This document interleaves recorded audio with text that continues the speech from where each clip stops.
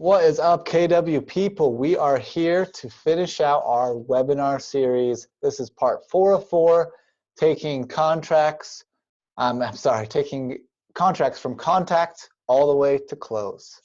So let's do this. Let's log in. Let's share our screen here. We are in Command. We've got Padme Amidala up here.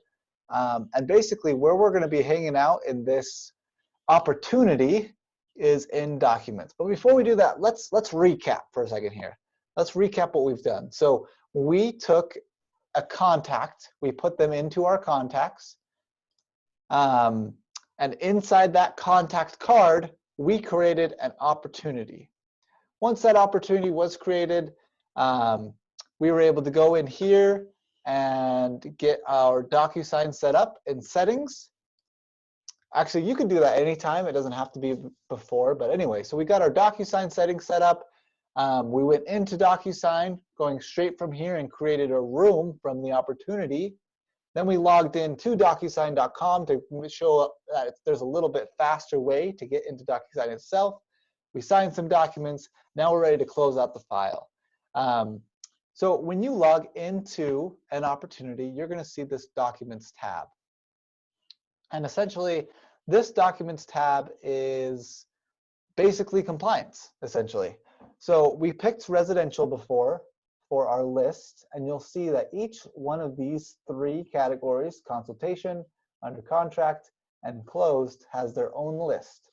So consultation, we've got the buyer broker, wire fraud, due diligence. This is pre-contract. And once they get under contract, here's all the things we need for that.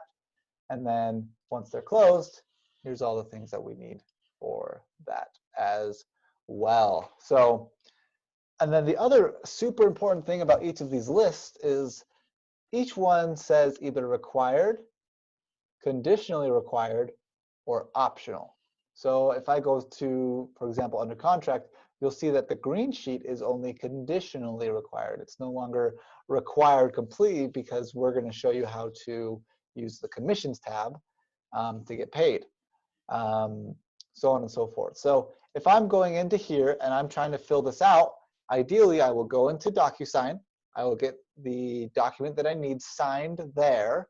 Then I can go into here, click on Add a File, click on DocuSign, and I can pull that file directly from DocuSign and assign it just like that here. Then I have this file linked. Now, remember the file that we did was a rep C, so this isn't exactly accurate. Really, I would put that in the under contract section. Under the rep C, I would add a file, click on DocuSign, and then assign that as the actual file. But regardless, it's the same concept. You just basically go into DocuSign, you'd find each of the documents that you need in DocuSign because they should all be there, and then you would add them to here. Once that's done, once you're completely done with adding all the files you need on these lists, then you can click on Submit to MCE, to the MC. You want to make sure that you do all 3 of them at the same time. Our compliance manager has reached out and asked us to teach you to not submit one section at a time, because otherwise he has to go in one section at a time, and he would rather go in and just check everything at once. Does that make sense?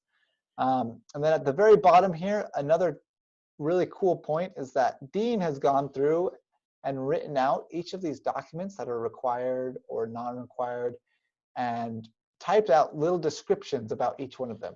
In case you're looking through these and you're like, oh wait, what does the wire fraud, what is that again? Where do I find it? You can go into must know buyer stuff and find all that information here. So go in here, take a look around. Again, though, this is compliance. Essentially, as you're going through the contract, you're adding each document as you need it or as you complete it in here. Next, after you've done that, you are going to go into offers. Now, offers is a little bit tricky because ideally you will have created an offer previous, but offers is also very different between buyers and sellers. In this video, we're going to talk a little bit more about buyers, but while we're going through it, I'll point out a couple key features that you can use for your sellers as well. And so essentially what we're going to do is we're going to create the offer that we sent over. So we're going to make all this up as we go, but we're going to say 998 North, 1200 West is the address in Orem. We're going to go click parties. And by the way, if you wanted to find the MLS number, you could select it from here. Click on all listings, unless it's yours, and then search for it by location here. So maybe we'll just use one of these. Let's just pick this one in Texas. We'll hit parties. And you can see it's already pre-filled with a lot of the buyer information here. Now, in the MLS, it didn't have the seller's name, but it had the seller's agent's name. So I need to go in here and click on here and then choose, let's say, we'll call her Lisa. We'll say the seller's name is Lisa. You don't need to fill all this information out. The reason why they have a bunch of information in here is that when you're a listing and you have multiple offer situation, you can compare all the offers in command. But in order to do so, you need as much information about each offer as you can. So that's where these come in. Only the name is required. You'll see the sales price here. This will automatically pull from combination of cash and finance. So we'll say the house is a $400,000 house and that we are financing the full amount in this example, okay? Earnest money, usually we do about 1%. So we'll say $4,000. Option fee, that's irrelevant. You can add settlement costs or residential service contracts charge. Buyer will give notice of termination within blank days after contract, if that's an addendum that you have in there. Otherwise, agent analysis, you can talk about the agent, list pros and cons of the other agent, and then hit save. And what that's going to do is that's going to create an offer. Now, if I were to create multiple offers, if I were to add a new offer and do that whole thing again, I could generate an offer URL and send this to my client. And essentially what this does is it compares all of the offers that I've created and the pros and cons of each one, the take home, etc. For your clients. So it's a really cool feature, but we're not going to go into that. After you've created an offer for your contract, you need to accept it. So again, we're talking about requirements. Before we do that though, let's change the response and so notice that the commissions tab here is blurred out. The reason why is because we have not accepted an offer yet. You can't get paid unless you have an offer in here. So now if I click accept, see how that's available now? Now I can go into commissions and look at that.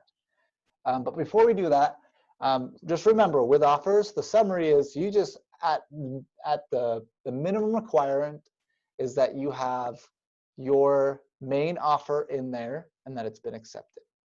Everything else is optional, as they say. So we're going to go into commissions now. First thing you're going to notice is this big red bar. They want to make sure that you have the contract date in here. So we're going to go in here, put the date that it went under contract. We'll say April 1st. And then that big red bar goes away. So then we're going to go through and check these things. Sales price, $400,000, that looks good. Commission 3%, that puts us at $12,000. Great. So here I am. It's going to show my royalty. It's going to show how much cap I have paid so far. And that's how much cap I still need to pay. In terms of royalty, in terms of company, this is how much I've actually paid. This is how much I still need to pay, so on and so forth. And this will show for each of you individually. So this is really cool. It's really simple. If you want to donate to any KW items, you can. Note though that for KW Cares, this does not donate to our brokerage's KW Cares. This donates to the international company worldwide. If you want to do a more personal donation for our brokerage to help our own agents, you'll need to work with Molly and get a paper sign for that. But scrolling down, basically this is everything. You can add additional elements like a bonus, a concession, a deduction, inside referral, outside referral, so on and so forth. But if you need to add another agent, you need to add the co-broker payment here and fill this out. Now I'm going to make another video about commissions. So if you have any additional questions here, feel free to check out that video. But in summary, if I'm a solo agent and I don't have to pay anybody else, this is just all coming to me, then this should just auto-populate everything you need. You'll notice I'm going to, in this scenario, be taking home about almost $9,500, and then the office will be on my split 25. So then I would hit submit, and that would be sent to the brokerage, and that would complete my entire transaction. So that is taking the contract all the way to closed. Amazing. Now let's go into an opportunity and see what that would look like, especially on the document side, once it got completed. I believe that this one is the one I'm looking for. So here's an example of a buyer that I had that is completely closed. But you'll see once I submit it to the MC, they'll be able to either approve it or deny it. And if they deny it, they'll send me a note, and I'll have a little notification right here that says, this document is missing a signature, it's missing initial, it's missing a date, whatever it's missing, they'll be able to notify you right here, and this will have a big red bar that says not approved. It will both be here and in whichever one of these tabs you're in. But everything is approved, everything looks good, so I know that this is submitted. This is completely submitted, and I am ready to be paid. So I'm just waiting for that check to come through.